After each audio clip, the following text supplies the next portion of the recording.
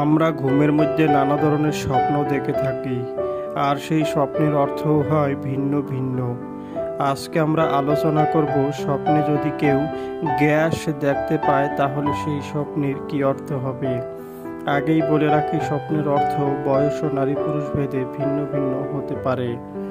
কেউ যদি স্বপ্নে দেখেন গ্যাসের সিলিন্ডার, তাহলে ওই ব্যক্তি কোনো ভালো খবর পাবে এমনটা বোঝায়।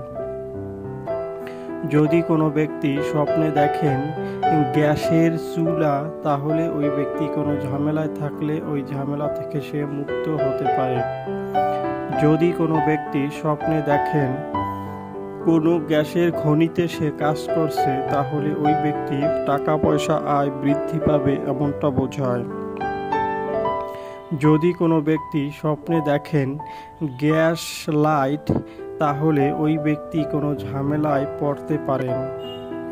যদি কোনো ব্যক্তি স্বপ্নে দেখেন গ্যাস কিনতে বা গ্যাসের সিলিন্ডার কিনতে, তাহলে ওই ব্যক্তি কোনো ক্ষতির সম্মুখীন হবে এমনটা বোঝায়। যদি কোনো ব্যক্তি স্বপ্নে দেখেন কোনো গ্যাস বিক্রি করতে, তাহলে ওই ব্যক্তির কোনো কিছু অপচয় হতে পারে।